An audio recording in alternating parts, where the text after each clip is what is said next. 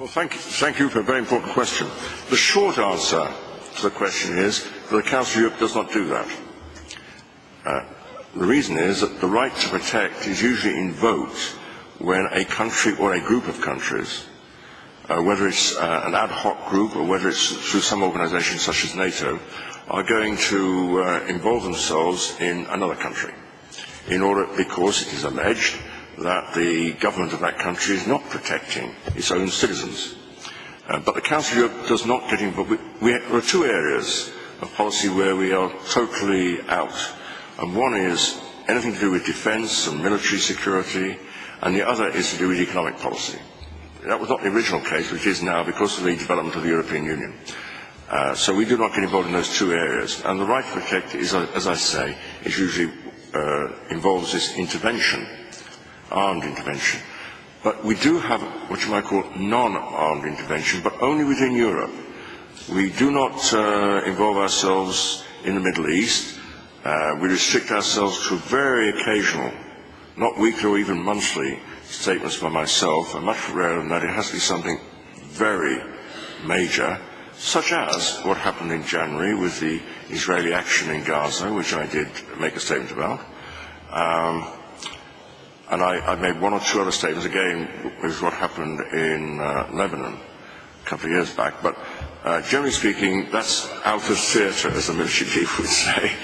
And we don't comment, therefore, although sometimes I'm tempted, on what is happening in the Maghreb countries in North Africa, even though we do have historic and traditional links. But I am always conscious of the feeling amongst people in those countries that any sort of criticism or statements by me or anybody else in Europe is seen as a form of neo-colonialism. It's not. I reject any such allegations. Whenever if it's perceived that way, it will be counterproductive. So I'm very cautious about it. So we don't. It's a straight answer, a simple answer to what you've suggested, the RTP. Don't be under misunderstanding, though. I don't want to be misunderstood. I do support RTP, and indeed, when I was a member of Parliament of the United Kingdom, I did support NATO's military action in Kosovo, and I stand by that decision and have defended my position still in private conversations with Serbian friends. I still believe that was the right thing to do. But equally, I was opposed, very strongly opposed, to the United Kingdom's involvement in Iraq twice. So it depends on the circumstances, for me personally. But in the principle, I do accept that I think I cannot, to use that biblical reference, I'm beginning to sound as if I'm very religious. It's not. I do not think that we can walk down the other side of the street when somebody is being attacked on the other side of the street. Thank you. Ambassador Yarse from Chile. Muchas gracias, señora Klinger. La felicito por el tema que se ha escogido, porque yo creo que es una de las áreas más fascinantes en el área de los derechos humanos. Quisiera tener algún comentario suyo sobre si le parece que la Declaración de Viena de Naciones Unidas, estoy hablando de la Universalidad, del año 93, ¿no cree usted que fue un avance significativo en el tema de la promoción universal de los derechos humanos? Allí se reconoció que las especificidades culturales no pueden impedir la aplicación de valores comunes a toda civilización y cultura. Una de las áreas que da mayor tensión es el tema de democracia y cultura. ¿No cree usted que la aproximación cultural de los derechos humanos debe estar en ese diálogo intercultural, el tema de la universalidad? Me gustaría conocer qué opinión tiene sobre el avance que se hizo en Viena sobre la tesis de la universalidad. Muchas gracias.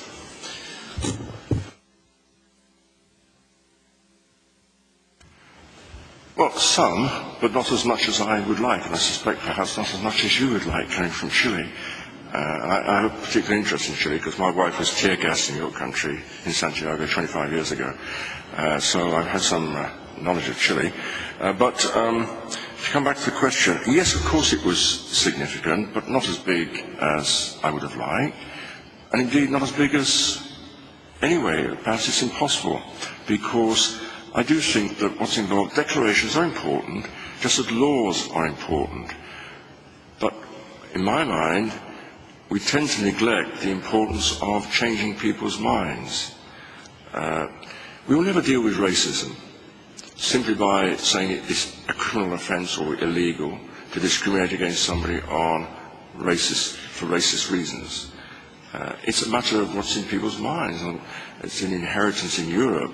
Racism is a legacy of centuries. And so we'll not deal with it by passing a law, and we'll not deal with it in a matter of a few years or even decades. It will take a long time to eradicate racism in Europe. And I say that with regard to a lot of human rights, including the death penalty. I give way to nobody in my opposition to the death penalty, and we are very proud of the fact that the Council of Europe has created a death penalty-free zone. Only Belarus, a non-member, still has it on the statute book, and they use it less and less frequently. The only country who's not abolished it by law is Russia, and they've had a moratorium ever since they joined the Council of Europe, so we can justifiably claim we have abolished the death penalty in Europe. But I do not relax, because I do not fool myself that we have convinced the majority of the people of Europe that the death penalty is wrong and should stay abolished. And we neglect that because it is, in one sense, you could say, in contradiction to democracy. And so I actually want people to be non-racist and not to want the death penalty, and in fact to support what I regard as humane and civilized values. And that is what I mean by campaigning. We need to campaign for it. And campaigns are not a case of declarations in Vienna or anywhere else. So to be praised, of course, to be supported, but we should not be satisfied with declarations and statements, however worthy and however well-meaning they are. So fine, good, but not enough. And when I say not enough, I do not mean it needs stronger language. What it means is to be underpinned or followed, built on with action. And I mean action, not activity, because so much of what we do is activity and not real action. But that's another issue. Thank you very much. Ambassador María de Luján Flores from Uruguay. Bueno, muchas gracias por su excelente presentación tan elocuente.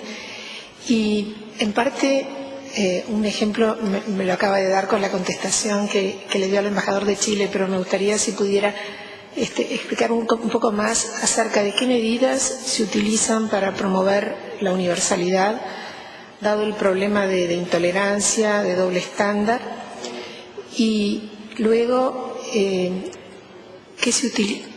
¿cuál es el elemento para medir, porque usted mismo me lo dijo, la opinión pública, pero la opinión pública de dónde y de qué, del mismo lugar o de esa sociedad en la cual se generó el problema o en forma más general? Gracias.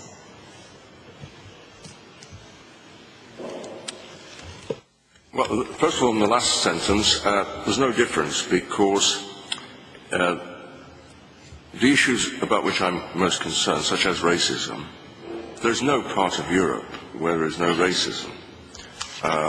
In fact, it's a great unifying factor, I think, in the sense that every country needs to do something to stop discrimination against people on ethnic basis, or indeed on other bases, such as sexual orientation, gender, religious belief, sometimes political belief, but especially on ethnic origin. It is a major problem in Europe, and it affects, I believe, all our member countries.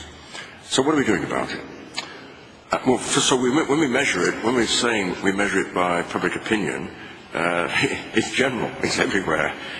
But we do need to measure it country by country, and we try to do that. But much more important is what we're doing about it, because we have one body which is called ECRI by its initials, which is the European Centre for Racism and Intolerance, and they do country reports about the situation that they have uncovered or based on evidence they collect, mainly from non-governmental organisations. I should have mentioned that we work very closely with non-governmental organisations. I think we're one of the few international organisations which actually has part of our secretariat dedicated to non-governmental organisations. They meet every few months in Strasbourg, where we're based.